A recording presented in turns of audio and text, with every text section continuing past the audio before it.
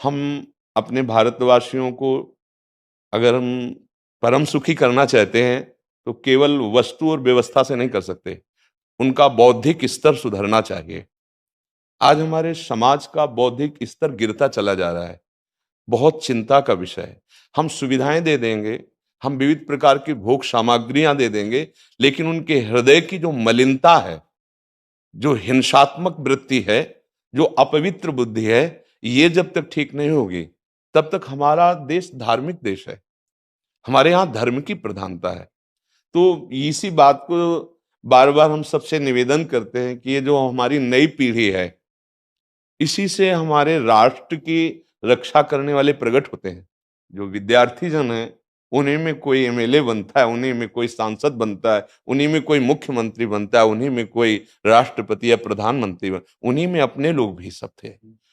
अब हमारी शिक्षा केवल आधुनिकता का स्वरूप लेती जाए और व्यभिचार प्रवृत्ति, व्यसन प्रवृत्ति, हिंसा प्रवृत्ति, ये नई पीढ़ी में देखकर बहुत असंतोष हृदय में होता है।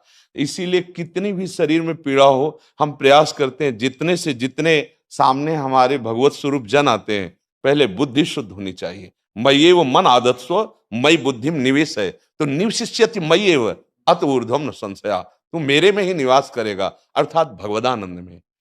अविनाशी जीव कभी भोग विलास में तृप्त हो ही नहीं सकता। हम अगर अपने राष्ट्र की विशेष सेवा, तो हमारे धर्म का परिचय, जैसे आप जन करते हैं, धर्म का हमारा क्या स्वरूप है, हमारे जीवन का लक्ष्य क्या है। हमें जितना राम जी प्रिय हैं, कृष्ण जी प्रिय हैं, उतने ही भारत देश हमारे लिए प्रिय है।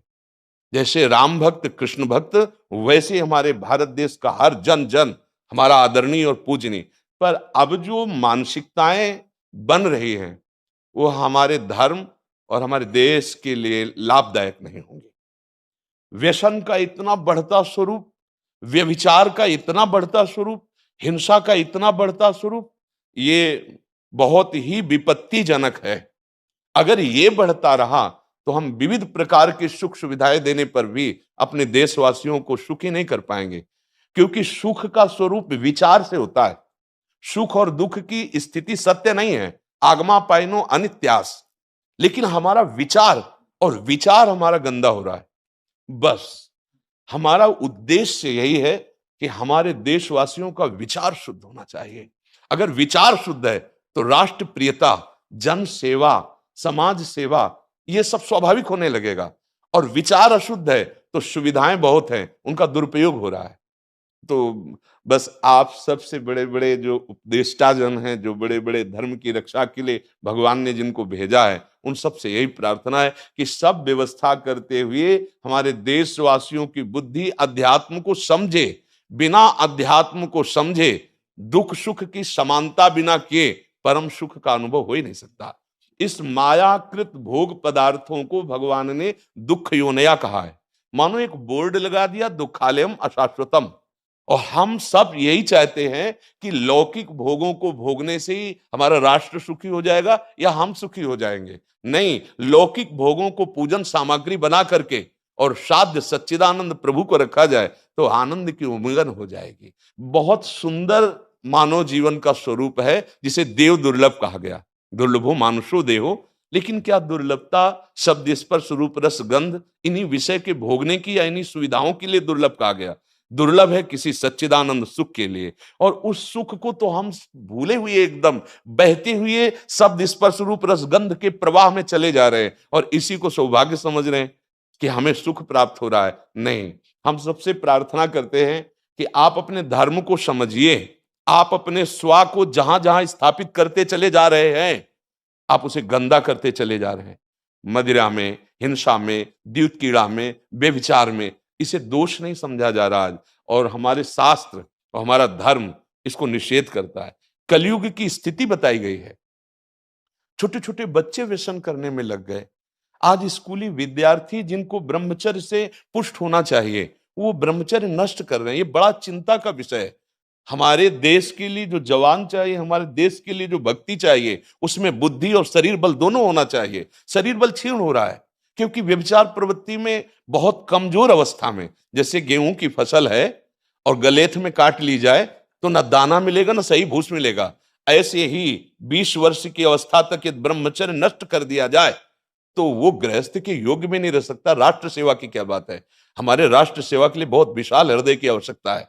हमारे शरीर को बहुत स्वस्थ रखने की आवश्यकता है, तभी हम समाज सेवा, राष्ट्र सेवा।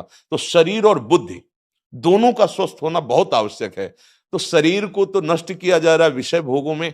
लोग समझने लगे हैं कि मांस खाने से हमारा स्वास्थ्य अच्छा रहेगा, हम बलवान बनेंगे। अध्यात्म बल नहीं तो तेरे शरीर की चर्बी बढ़ा ले, लेकिन तू न काम पर विजय प्राप्त कर सकता, न क्रोध पर, न लोभ पर, न मोह पर, न हिंसा पर। फिर क्या जीवन।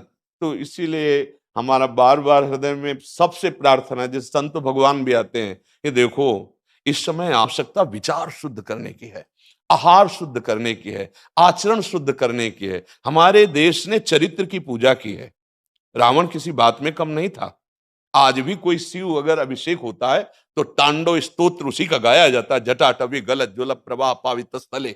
ऐसा विद्वान और ऐसा बलवान जो 20 बार जैसे झूला आराध्य देव को झुलाया जाए, ऐसे महादेव सहित पार्वती को बाजुओं पे झुलाया, वो महाबली चरित्रहीन हो गया तो अपने देशवासियों ने राक्षस कह दिया उसको। चरित्र, आज हम चरित्र पर ध्यान ही नहीं दे रहे। चरित्र बेचना मतलब कोई समझ में नहीं आ रहा। छोटे छोटे बच्चे चरित्रहीन हो रहे हैं। हमारा राष्ट्र संकट में पड़ जाएगा अगर हमारे बच्चे व्यवस्थित नहीं हुए, उनकी बुद्धि शुद्ध नहीं हुई, उनका स्वास्थ्य ठीक नहीं रहा। कौन आगे चल कर के है? यही पीढ़ी तो है ना। इन्हीं में से तो निकलते हैं हमारे राष्ट्र भक्त, भगवत भक्त, देश सेवी। तो सबसे यही प्रार्थना है कि हमारे नई पीढ़ी को सुधारा जाए।